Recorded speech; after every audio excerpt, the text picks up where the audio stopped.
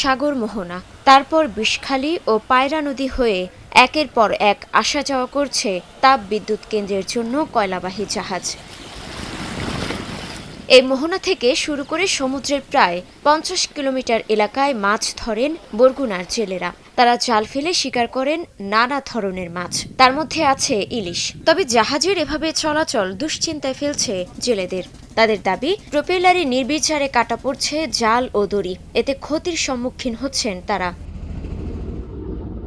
জেলেরা বলছেন, নদী কিংবা সাগরে জাল ফেলার পর সংকেত দেয়া হয় নাবিকদের, তবে তারা সেটা মানছেন না বলে অভিযোগ তাদের।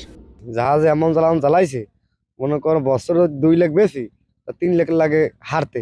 এই কারণে একালে মনে করো শেষ করে একাল তরে উঠছি। এখন জাহাজে পিনে কোনো লাইন করতে পারি না আমরা। আমার খেয়াল ছিল নদীতে, আমি এই বাড়া দিয়ে উঠতে গেছি, জাল বাইতে পারি না, নাও জাল হালাই থুইয়া এখন অন্য কামড়ে খাই, আমি বদলা সদলা দিই খাই লই। এই অতিরিক্ত পরিমাণ ওরা ওই পলিথিন ফালায় নদীতে, কিন্তু নদীতে কোনো মাছটা ঢোকে না এখন। আর অনেক আগে আমরা লাভবান ছিলাম, তো এখন আমরা নিজেরা ছেলে সন্তান লইয়া খুবই কষ্টে আছে খাইয়ে লইয়া।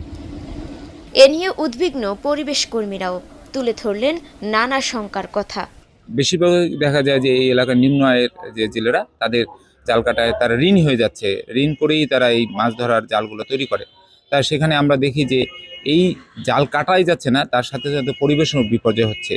আমরা মনে করি যে এটা যদি বন্ধ না করা হয়, তাহলে আগামীতে এরা আরও ক্ষতিগ্রস্ত হবে এই এলাকার জেলেরা যেমন অর্থনৈতিকভাবে ক্ষতিগ্রস্ত হচ্ছে, পাশাপাশি আমাদের আঞ্চলিক অর্থনীতিতেও এর প্রভাব পড়ছে। আমরা সরকারের কাছে প্রত্যাশা করি সরকার দ্রুত নেভিগেশনের জন্য পদক্ষেপ নেবে। বিআইডব্লিউটি এর সাথে আলোচনা করে সমস্যা নিরসনের আশ্বাস মৎস্য বিভাগের। জেলেদের যে সমস্যা সেটা নিয়ে আমরা উদ্বিগ্ন, তবে এই বিষয়ে আমরা যে নৌ পরিবহন যে মন্ত্রণালয়, ওনাদের সাথে আমাদের মন্ত্রণালয়ের মাধ্যমে আমরা যোগাযোগ করে এই বিষয়ে একটা সঠিক সিদ্ধান্ত যাতে আসে, আমরা জেলেরা যাতে ক্ষতিগ্রস্ত না হয়, পাশাপাশি ওনাদের যে কার্যক্রম ওটাও ক্ষতিগ্রস্ত না হয়, একটা মিউচুয়াল ইমপ্যাক্ট যাতে আসে সেই বিষয়ে আমরা চেষ্টা করব। তবে এ বিষয়ে যোগাযোগ করেও মন্তব্য পাওয়া যায়নি তাপবিদ্যুৎ কেন্দ্র কর্তৃপক্ষের। Desk report, star news.